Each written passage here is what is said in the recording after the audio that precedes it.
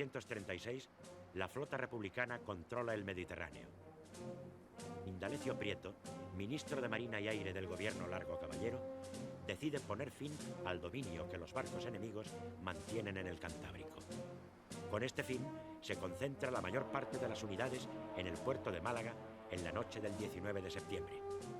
2 días más tarde, se hace a la mar una flota compuesta por un acorazado, el Jaime I, 2 cruceros y 6 destructores. El 24, las unidades llegan a Gijón y Santander, donde, como luego en Bilbao, descargan armas y municiones. Sin embargo, la estancia de esta flota en el norte tropieza con serias dificultades, especialmente de aprovisionamiento, que se ven acrecentadas por la acción de la aviación adversaria. Pero al menos se consigue restablecer el tráfico marítimo, seriamente obstaculizado por los franquistas, y se ejerce un cierto castigo sobre las columnas que operan por la costa.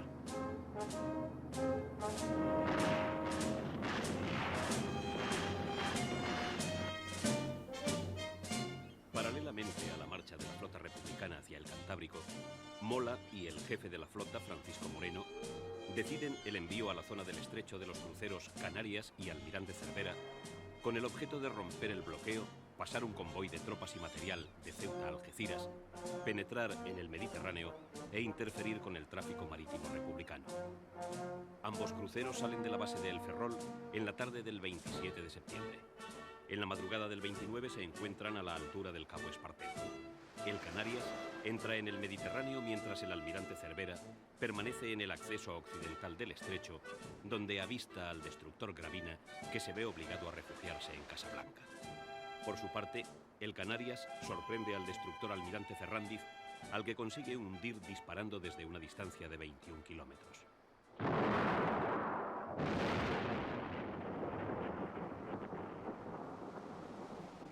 Inmediata consecuencia es la apertura del tráfico marítimo en el estrecho y el traslado masivo en las horas siguientes de hombres y material a la península, comunicación que se mantendrá durante toda la guerra.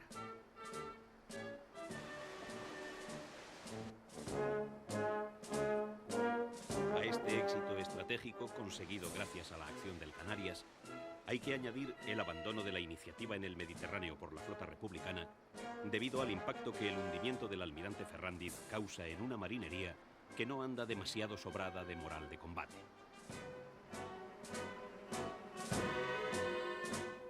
Indalecio Prieto dispone el regreso de la flota gubernamental, lo que se realiza el 13 de octubre, pero ni siquiera esta acción consigue recuperar la iniciativa en el Mediterráneo.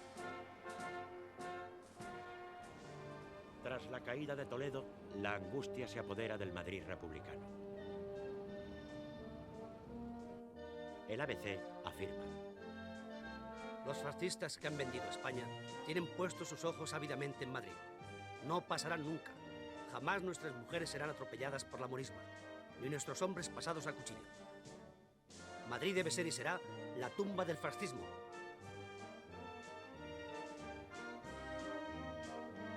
Desde mediados de septiembre, la capital se ha preparado para lo peor. El 13 de septiembre, Azaña firma un decreto reservado por el que se autoriza el traslado al lugar seguro de las reservas de oro del Banco de España.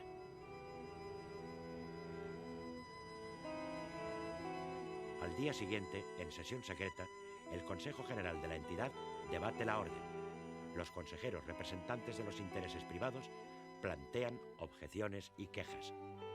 Mientras el Consejo del Banco delibera, se inicia el traslado de las reservas metálicas a los polvorines de la Algameca, en la base naval de Cartagena. La operación se hace bajo el control de fuerzas de carabineros y de milicias hasta la estación del mediodía. La primera expedición parte en la noche del 15. En total son 10.000 cajas, con unas 560 toneladas de oro, las que salen para Cartagena. El traslado se efectúa con disciplina, honradez y meticulosidad.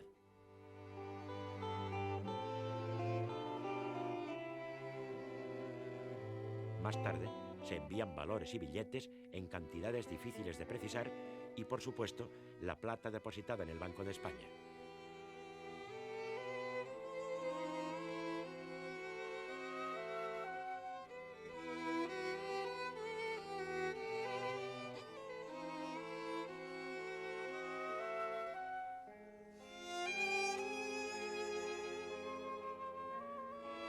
intervención termina el 6 de noviembre. Todas estas medidas desencadenan oleadas de rumores que prenden rápidamente en una población que vive momentos difíciles. Los rebeldes tienen noticia de ello. El gobierno republicano pone en marcha una amplia campaña de concienciación. La decisión de Franco de desviarse hacia Toledo ha proporcionado un respiro a las autoridades de Madrid, lo que les permite dedicarse febrilmente a la defensa de la capital. Tarea nada sencilla.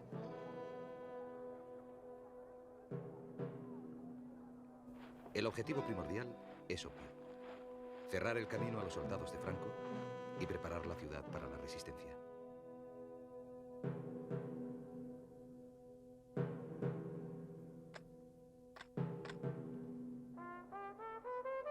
El Partido Comunista lanza la consigna: fortificar Madrid.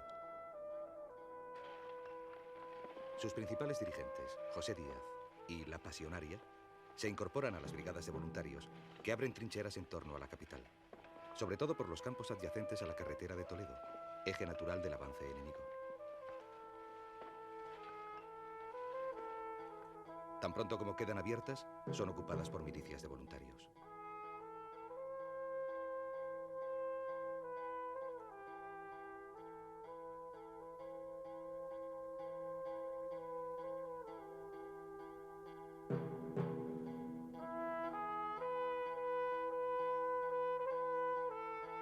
El general Asensio Torrado, que manda el dispositivo de defensa, es un militar capaz, pero no dispone ni de medios de combate ni de tropas disciplinadas para enfrentarse con posibilidades de éxito a las fuerzas del general Varela, compuestas fundamentalmente por moros y legionarios. Su fama de feroces luchadores que no dan cuartel basta muy a menudo para desmoralizar, sin entrar en combate, a los inexpertos milicianos.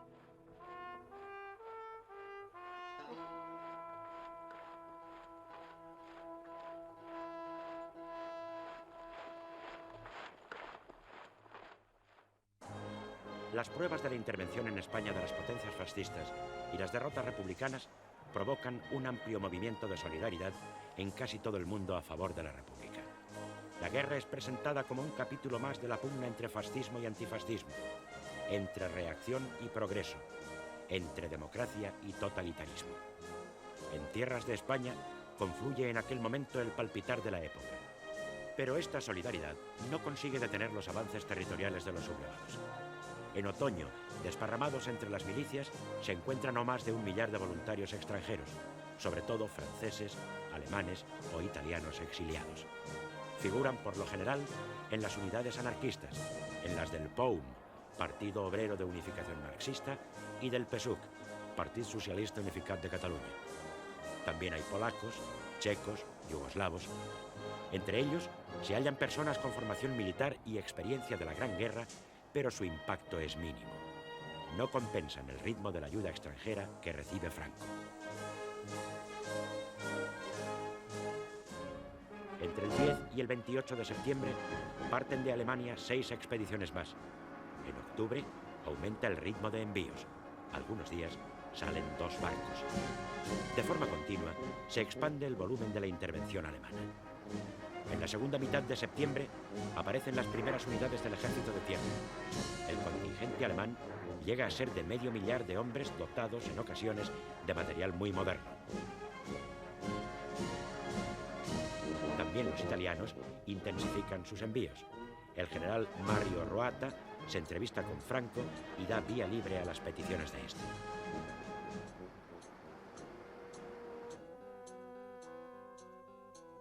Pronto queda claro que la no intervención es una falacia.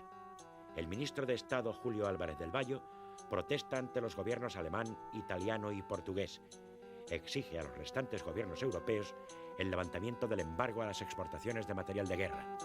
Ante la Sociedad de Naciones, los representantes republicanos detallan numerosas vulneraciones de la no intervención.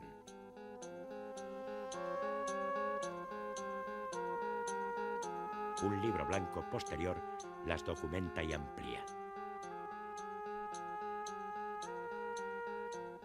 Ante la escalada de las potencias fascistas, la Unión Soviética decide tomar cartas en el asunto. Lo hace a partir de septiembre suavemente. Algunos aviadores e ingenieros de armamento reciben autorización para viajar a España. Varios de ellos participan en combate.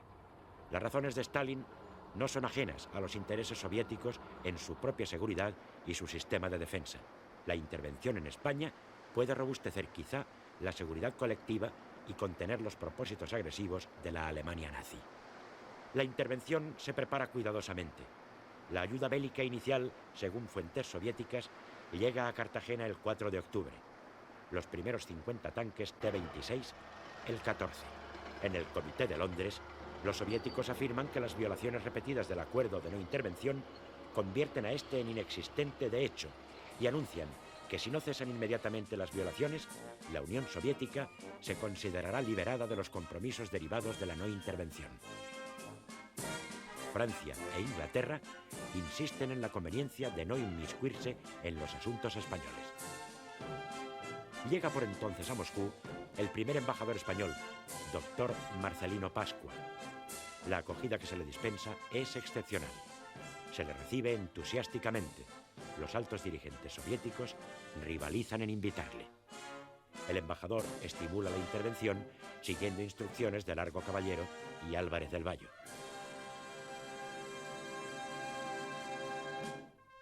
A la intervención directa hay que añadir la que presta la Tercera Internacional. Por iniciativa del comunista francés Maurice Thoré, se forman unidades militares integradas por voluntarios extranjeros.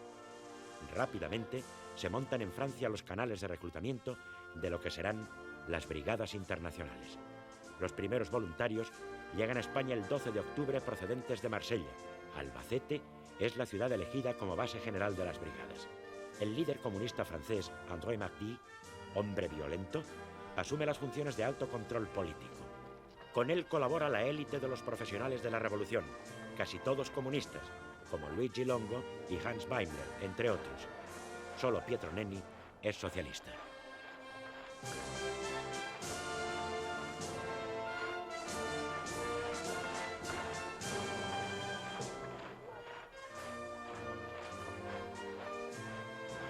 Largo Caballero contempla con desconfianza la creación de las nuevas unidades, pero no tiene más remedio que aceptarlas. El 22 de octubre queda constituida la primera brigada. Antes de que termine el mes, se reúnen en Albacete unos 8.000 voluntarios procedentes de numerosos países. Entre ellos abundan los antifascistas exiliados.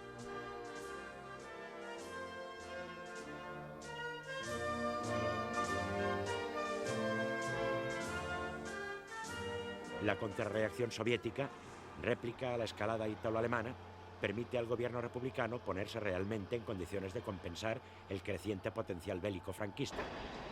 Rápidamente se estrechan las relaciones hispano-soviéticas. Se suceden las visitas de combatientes republicanos a la denominada Gran Patria del Proletariado Mundial. Antonio María Esbert encabeza una delegación recibida con entusiasmo en Moscú, donde el desfile conmemorativo de la Revolución de Octubre pretende ilustrar el poderío soviético. Los españoles son paseados en medio de homenajes constantes por coljoses, instituciones y diversas regiones. Contemplan cómo en las escuelas los niños siguen atentamente las peripecias del lejano frente español. El 14 de octubre, el general Franco denuncia ante el mundo lo que denomina la expoliación sin precedentes que hace el gobierno de Madrid de las reservas de oro. Ciertamente se está vendiendo al Banco de Francia el preciado metal en grandes cantidades para adquirir divisas con las que pagar suministros exteriores. Al día siguiente, Largo Caballero escribe al embajador soviético. Le pregunta si su gobierno estaría dispuesto a aceptar en depósito unas 500 toneladas de oro. Stalin responde afirmativamente mientras el primer material ruso se apresta a entrar en combate. Las decisiones han sido objeto de fuerte polémica. Tienen, no obstante, una justificación. Sin reservas de oro fácilmente movilizables, la República no podría continuar la guerra. En Francia amenazan nubarrones. No cabe excluir la posibilidad de que se adopten medidas legales que impidan las ventas de oro y, en cualquier caso, estas no hubieran sido secretas. El motor de la no intervención, Inglaterra, es descartable. Estados Unidos se encuentra en periodo de embargo moral. Suiza ha adoptado disposiciones no intervencionistas muy duras también en el plano financiero. Por añadidura, bancos anglosajones, especialmente el Midland Bank, sabotean los pagos de la República. Por consiguiente, se pierden ocasiones preciosas. Por contra, la posibilidad de recurrir al aparato bancario soviético en Occidente eliminaría todas las dificultades. El 23 de octubre se inicia el traslado del oro desde el polvorín de la Algameca. Los tanquistas soviéticos, llegados una semana antes en el Komsomol, en colaboración con marineros españoles, asumen la responsabilidad. En 3 noches se transportan en camiones a 4 barcos soviéticos 7.800 cajas cargadas de talegas con monedas de oro. Presencian el embarque representantes de los 3 poderes constitucionales. Por el Ejecutivo asiste el ministro sin cartera José Giral. Por el Legislativo, el primer vicepresidente de las Cortes, Luis Fernández Clérigo, y por el Judicial, Mariano Granados. El 2 de noviembre llegan a Odessa 3 de los 4 barcos. Son descargados inmediatamente y en medio de fuertes precauciones el oro se encamina por tren a Moscú. El cuarto navío tarda aún algunos días más. Ha tenido que sortear ciertas dificultades técnicas y esquivar a los buques franquistas alertados de la salida del oro. El 6 de noviembre por la noche se recibe el primer envío en Moscú. Lo presencian el comisario del pueblo para las finanzas, Grinko, el comisario adjunto para los negocios extranjeros, Krestininsky, y el embajador Marcelino Pascua, amén de otros funcionarios soviéticos. Muchas de las cajas se encuentran en mal estado. Pocos días más tarde llegan las restantes. El 5 de diciembre se inicia el recuento definitivo en el que participan 4 funcionarios del Banco de España. Termina en un tiempo récord el 24 de enero de 1937. El 5 de febrero se firma el acta de recepción definitiva. Son 510 toneladas, compuestas por monedas de 16 países, 64 lingotes y 4 paquetes con recortes de oro. Equivalen al 75% del metal que se encontraba en Madrid al estallar la Guerra Civil. Su valor asciende a 518 millones de dólares de la época.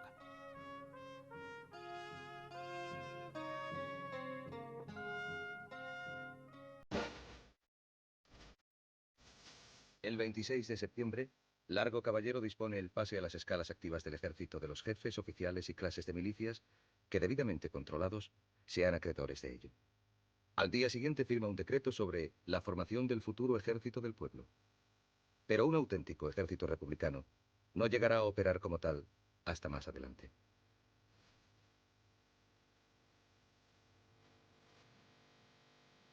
Los generales Asensio Torrat, Pozas y Niaja, así como el comandante Rojo desde el Estado Mayor, serán algunos de los hombres fundamentales con quienes va a contar Largo Caballero en el intento de organizar ese ejército popular.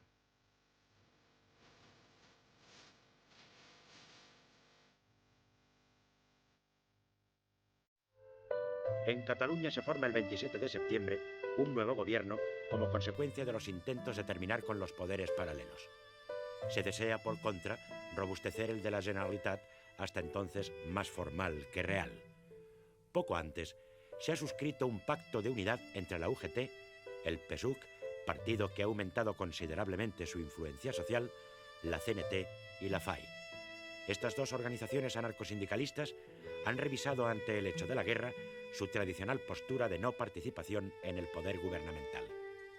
Como consecuencia, en el nuevo gobierno están representadas todas las fuerzas políticas y sociales que en Cataluña se mantienen fieles a la República, excepto Estat Català y la democristiana Unió Democràtica.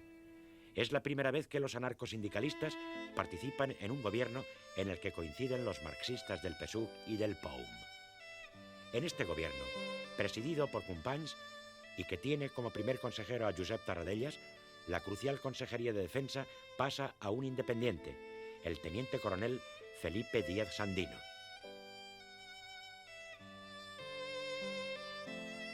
El 1 de octubre desaparece el Comité de Milicias Antifascistas, cuyas funciones se traspasan al consejero de Defensa. Se ordena la disolución de los comités locales y de las patrullas de control que se integran en la policía oficial. Los ayuntamientos se recomponen según una fórmula similar a la del gobierno de la Generalitat.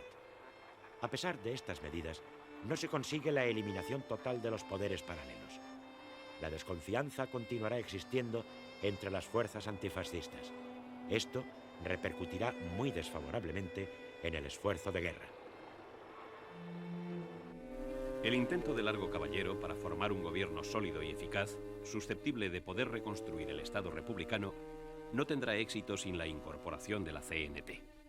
¿Es esta una pretensión compleja, dado el ideario anarquista antiestatal? Hay que revisar los postulados anarcosindicalistas, lo que provoca tensiones en las filas confederales. Horacio Prieto, secretario del Comité Nacional de la CNT, quiere llevar al gobierno a los dos sectores de la organización, el sindicalista puro y el anarquista. Algunos antiguos moderados, como Joan Peiró, aceptan enseguida, pero los radicales de la FAI, entre los que se encuentran Juan García Oliver y Federica Montseny, se resisten. Vencidas todas las dificultades y reticencias, queda formado el 4 de noviembre el segundo gobierno Largo Caballero.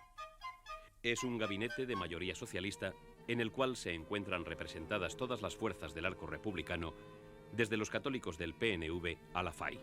En él mantienen sus carteras el propio presidente en guerra, Julio Álvarez del Valle en Estado, Indalecio Prieto en Marina y Aire, Juan Negrín en Hacienda y Ángel Galarza en Gobernación. Anastasio de Gracia pasa a Trabajo. Todos son socialistas. Continúan los ministros comunistas, Jesús Hernández en Instrucción Pública y Vicente Uribe en Agricultura. Entre los anarcosindicalistas, Juan García Oliver asume la cartera de Justicia, Joan Peiró la de Industria, Juan López la de Comercio y Federica Montseny la de Sanidad. Por Izquierda Republicana entran Julio Just en Obras Públicas y Carlos Esplá en Propaganda, nuevo ministerio.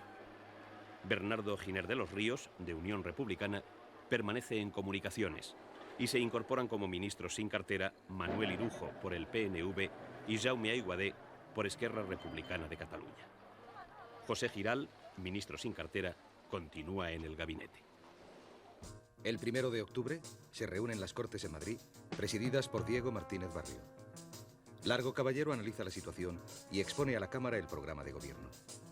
Dirigiéndose a los parlamentarios, afirma: todos nosotros, con diferentes ideologías, al construir el gobierno, renunciamos de momento a cuanto pudiera significar principios ideológicos de tendencia de toda clase para unirnos en una sola aspiración que es común a todo el gobierno, la de vencer al fascismo en lucha contra España. Aunque la propia situación del país, dividido por la guerra, dificulta su normal funcionamiento, resulta manifiesta la voluntad de preservar las instituciones y el espíritu de la democracia parlamentaria. Tras el discurso del presidente del gobierno, se da lectura al proyecto de Estatuto de Autonomía de Euskadi y José Antonio Aguirre, muy ovacionado, explica que los nacionalistas están junto a la democracia republicana como vascos y como cristianos. Tras varias intervenciones, el proyecto se aprueba por unanimidad.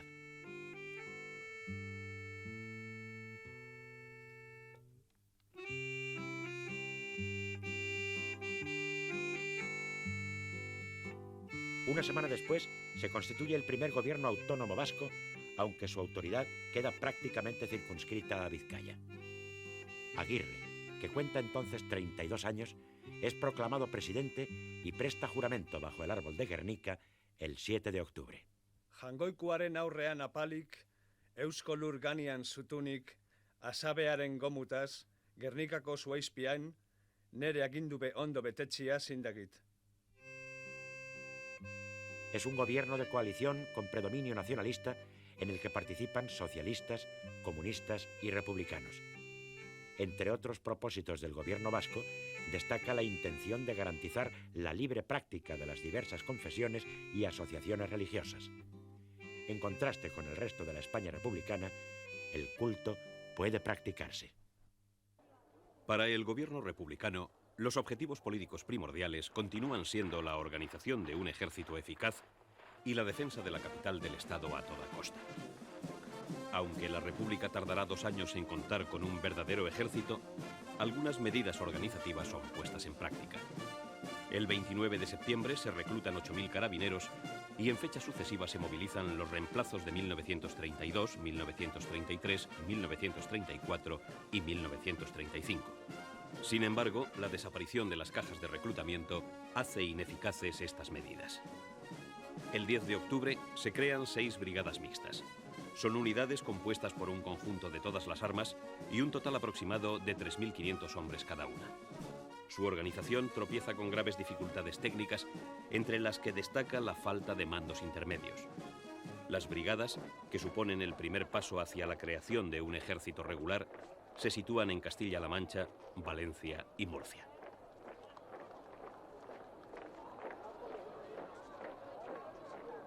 El mando superior de las operaciones militares lo ejerce el ministro asistido por el Estado Mayor Central y el comisario general, al frente del cual se designa a Julio Álvarez del Valle, ministro de Estado. El comisario general dispondrá, entre otros elementos de propaganda, de 2 diarios, La Voz del Combatiente y Vanguardia. Una gran ayuda en este sentido será la publicación de El Mono Azul, hoja volante distribuida en las trincheras por la Alianza de Intelectuales de Madrid, en la cual colaboran los poetas y escritores de más renombre que han abrazado la causa de la República. El 15 y 16 de octubre, Largo Caballero institucionaliza oficialmente a los comisarios políticos. La medida da carácter legal a una situación de hecho, surgida espontáneamente del voluntarismo de los activistas de partidos y sindicatos en el seno de las milicias. Los nuevos comisarios deberán ser guía y estímulo de los combatientes, a base, esencialmente, de su propio ejemplo personal. Tratarán de dar cohesión político e ideológica a las masas en armas, sin usurpar ni invadir las funciones del mando militar. Recordarán continuamente cuál es el contenido político-social de la lucha. La colaboración con el mando se traducirá en la necesidad de que las órdenes de este deban ser firmadas igualmente por el comisario general, los subcomisarios o los comisarios delegados, según la jerarquía militar del jefe que las dicte. Los nuevos cargos llevarán también a cabo funciones de control en operaciones superiores del ejército, los estados mayores de los generales jefes de los ejércitos de operaciones y otras entidades de carácter militar. Con los comisarios políticos, la República se dota de un instrumento potencialmente poderoso.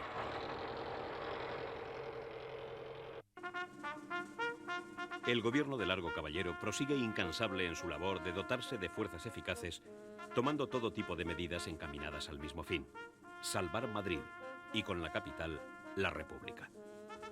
El 22 de octubre el general Miaja se hace cargo del mando de la División de Madrid, sustituyendo al general Pozas, que asume la jefatura de operaciones del centro. El general Asensio Torrado es nombrado subsecretario del Ministerio de la Guerra. La República ha basado su acción en líneas sucesivas de resistencia. Empieza a establecerse un plan general de fortificaciones que son precarias ante la imposibilidad material de realizarlas, dadas la carencia de medios y la velocidad de avance de las tropas del general Varela. Defienden pueblos y cruces de caminos y se escalonan en profundidad, aprovechando las diferentes carreteras que se dirigen en sentido concéntrico hacia Madrid. El trasiego de camiones puede dar la sensación de que en torno a la capital se configura una potente organización defensiva, pero no hay tal cosa. El plan es bueno, pero su realización es defectuosa e incompleta. El Gobierno de la República dicta una serie de medidas encaminadas a garantizar la seguridad personal, mantener el orden público y garantizar el ejercicio de la justicia.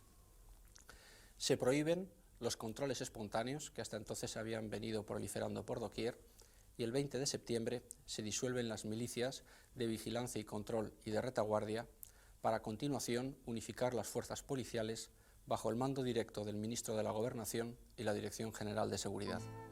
Las buenas intenciones no son suficientes para evitar los desmanes de incontrolados.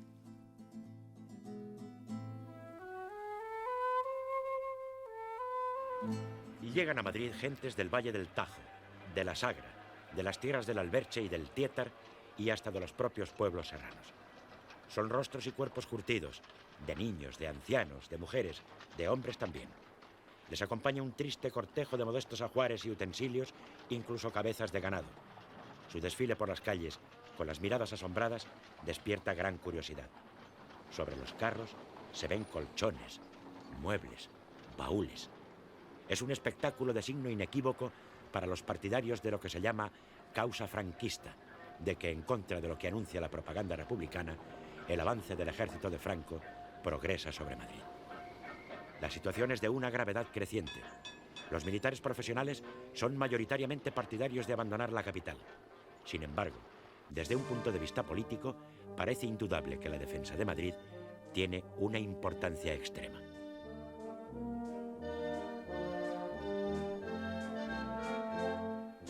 Se produce un hecho sintomático.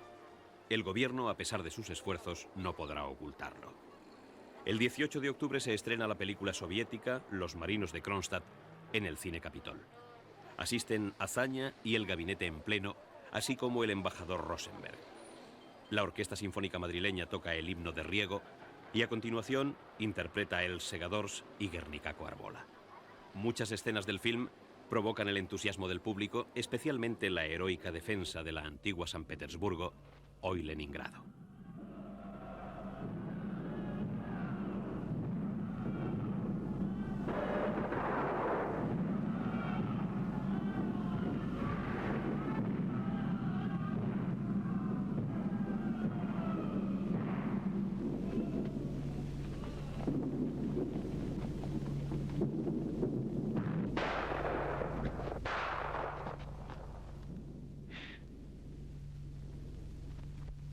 Llega entonces la noticia de la pérdida de Illescas y precipitadamente se reúnen los ministros. Poco después, el presidente de la República sale del cine y rápidamente se sabrá que ha abandonado la capital. Al día siguiente, la prensa barcelonesa anuncia la llegada de Azaña a la ciudad condal. Una nota oficiosa trata de justificar la marcha como el inicio de una serie de visitas del presidente a los frentes de combate. Azaña es un hombre temeroso de caer en manos del enemigo. Se instala cerca de Barcelona en vez de hacerlo en Valencia, como había convenido con el gobierno. Utiliza una finca particular llamada La Barata, a 10 kilómetros de Tarrasa. Unas 3 veces por semana se trasladará a Barcelona, al Palacio de Pedralbes, para cumplir con sus obligaciones presidenciales. A partir de este momento, las relaciones entre la jefatura del Estado y el gobierno se hacen difíciles. Azaña no cree posible ganar la guerra, actitud que choca frontalmente con la imperiosa necesidad de galvanizar a la opinión pública, paso primordial para estimular la moral de combate. Abrumado por la tragedia de la contienda, Azaña deja de ser un líder político.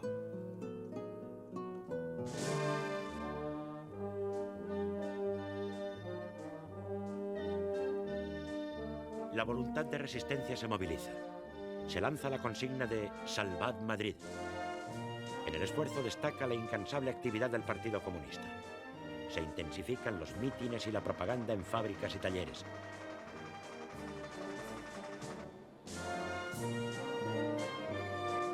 Proliferan los grupos con pancartas, las manifestaciones callejeras y los autos con altavoces que lanzan consignas. No queremos vagos, queremos milicianos. Los hombres a luchar, las mujeres a trabajar. Aparecen oradores improvisados en cines, teatros y cafés.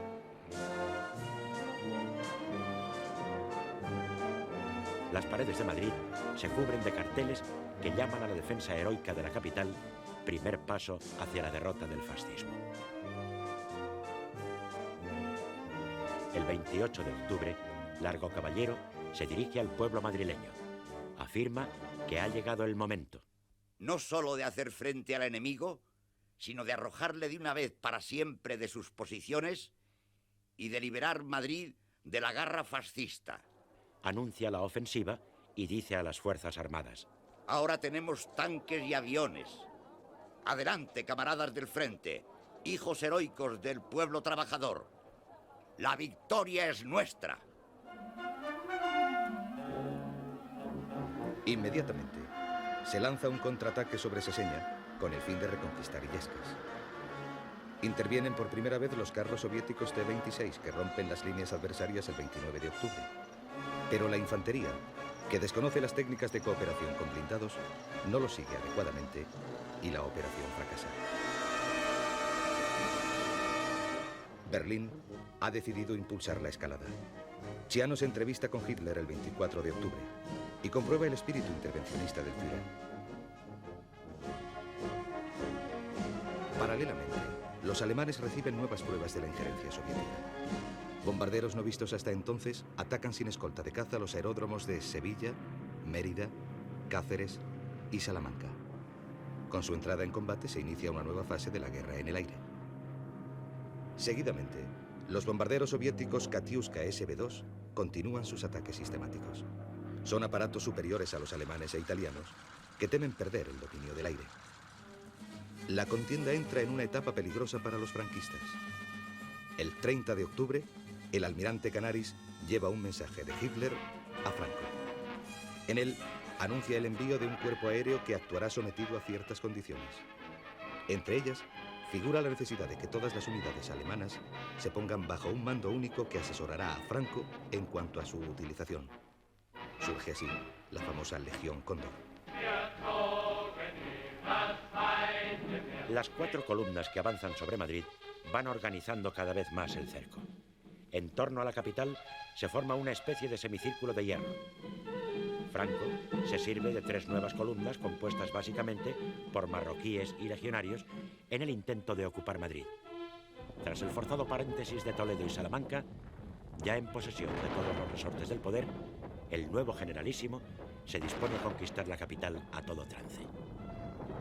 Las disciplinadas fuerzas de Franco, que cuentan con elementos blindados alemanes, se imponen implacablemente a los desorganizados milicianos, a pesar de la resistencia, en ocasiones heroica, que estos oponen.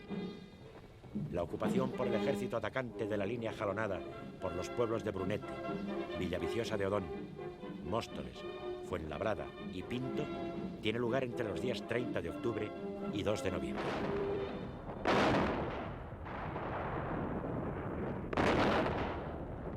La situación de la capital, amenazada a unos 10 kilómetros de sus barriadas extremas, es angustiosa.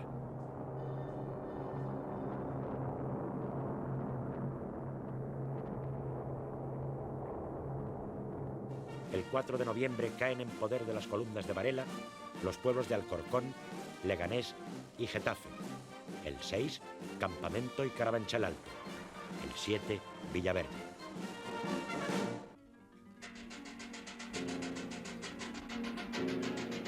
Son forzadas las cajas de alquiler del Banco de España. En condiciones de caos, muy diferentes a las de septiembre, cuando el traslado del oro, convoyes con valores, alhajas y objetos preciosos emprenden viaje a Cartagena. No cabe determinar el montante de lo incautado. Estimaciones franquistas posteriores mencionan hasta 160 millones de pesetas de la época.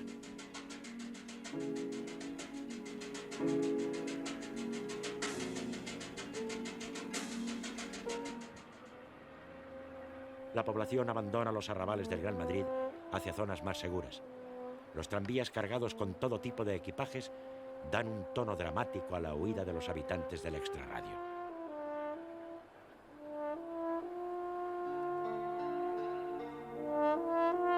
A partir del 4 de noviembre, los acontecimientos en la capital de España se suceden a ritmo acelerado. El segundo gobierno Largo Caballero exige que todos asuman sus responsabilidades y en una nota oficial afirma: el gobierno quiere deciros la verdad y prepararos a la gran prueba que con gesto decidido y heroico ha de dar España. Se reconoce que el enemigo está a las puertas de Madrid y que la capital es ya un frente de combate. Se indica que Madrid sabrá responder en forma debida. Con que la capital lo quiera, y lo quiera España, el ataque puede quedar reducido a la impotencia. La nota termina así: españoles, defended la revolución y la república que en estos momentos se defienden en Madrid. Todos movilizados para la victoria.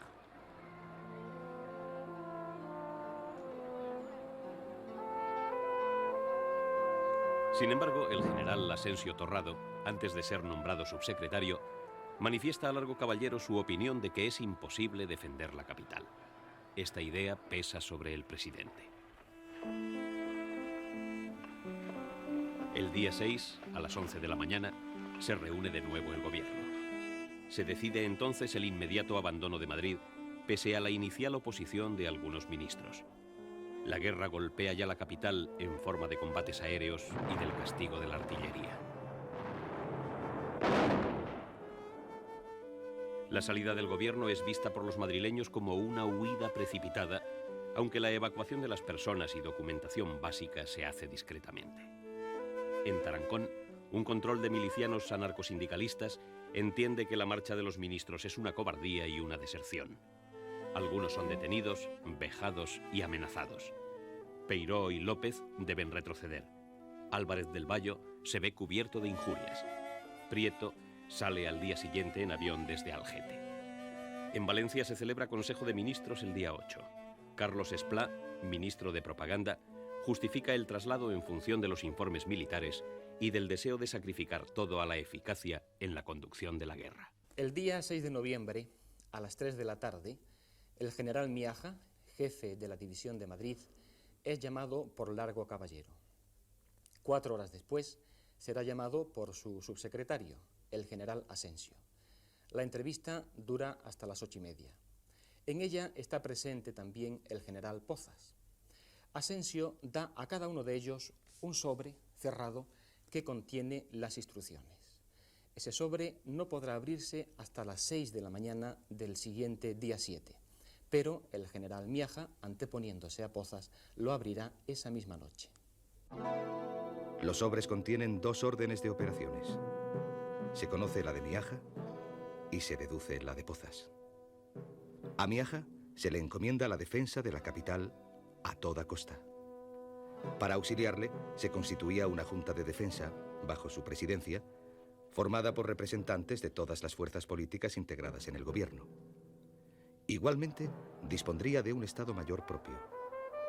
Miaja queda investido de las facultades delegadas del gobierno. En caso de extrema necesidad, debería salvar todo lo posible retirándose hacia Cuenca para fijar una línea defensiva en el lugar que señalase Pozas. Para que Miaja pueda cumplir su dificilísima misión, se ponen en sus manos varios instrumentos militares y civiles. El Estado Mayor de la Defensa, la Comandancia Militar de Madrid y la Junta de Defensa de la capital. Nada más abrir el sobre, Miaja se instala en el despacho del ministro y se dispone a montar su Estado Mayor con el apoyo del comandante Vicente Rojo, designado exprofeso para tal puesto por el propio Largo Caballero. En la mañana del día 7, Miaja da una orden general en la que hace saber su encargo de defender la capital a toda costa. Llama al entusiasmo y a la abnegación de la población. La consigna que se da a los combatientes es resistir sin ceder un palmo más de terreno. El nacimiento de la Junta tiene lugar en la madrugada del 6 al 7 de noviembre. Miaja se pone en contacto con la oficina del Comisariado de Guerra, situada en el Ministerio, y a través de ella y de los representantes de las organizaciones políticas y sindicales ajustan los nombres de los miembros de la nueva institución. La Junta celebra su primera reunión a las 8 de la tarde del 7 de noviembre. La componen, además del presidente, un secretario y 8 delegaciones o consejerías. Sus titulares son militantes, en general poco conocidos y carentes de experiencia de gobierno. Tienen, sin embargo, fe en la victoria, decisión y gran capacidad de trabajo. La secretaría la asume Fernando Frade, del PSOE. Antonio Mige, del PC, se hace cargo de la Consejería de Guerra. Santiago Carrillo, de las Juventudes Socialistas Unificadas, va a Orden Público. El cenetista Amor Nuño asume Industrias de Guerra. El ujetista Pablo Yagüe, Abastecimientos. José Carreño, por Izquierda Republicana, se encarga de Comunicaciones y Transportes. Enrique Jiménez, de Unión Republicana, de Finanzas. Mariano García, de las Juventudes Libertarias, de Información y Enlaces. Y Francisco Caminero, por el Partido Sindicalista, se responsabiliza de Evacuación Civil. La propaganda y el entusiasmo invaden la capital de España. Rafael Alberti pone acentos épicos a la defensa de Madrid. Madrid, corazón de España, late con pulsos de fiebre. Si ayer la sangre hervía, hoy con más calor le hierve. Ya nunca podrá dormirse, porque si Madrid se duerme querrá despertarse un día y el alba no vendrá a verle. No olvides, Madrid, la guerra, jamás olvides que enfrente los ojos del enemigo te echan miradas de muerte. Rondan por tu cielo halcones que precipitarse quieren sobre tus rojos tejados, tus calles, tu brava gente. Madrid, que nunca se diga, nunca se publique o piense que en el corazón de España la sangre se volvió nieve. Fuentes de valor y hombría las guardas tú donde siempre atroces ríos de asombro han de correr de esas fuentes. Que cada barrio a su hora, si esa mal hora viniere, hora que no vendrá, sea más que la plaza más fuerte. Los hombres como castillos, igual que almenas sus frentes, grandes murallas sus brazos, puertas que nadie penetre. Que en el corazón de España quiera asomarse, que llegue. Pronto Madrid está cerca. Madrid sabe defenderse con uñas, con pies, con codos, con empujones, con dientes, panza arriba, arisco, recto, duro, al pie del agua verde del Tajo, en Navalperal, en Sigüenza, en donde suenen balas y balas que busquen helar su sangre caliente. Madrid, corazón de España, que es de tierra, dentro tiene, si se le escarba, un gran hoyo, profundo, grande, imponente, como un barranco que aguarda. Solo en él cabe la muerte.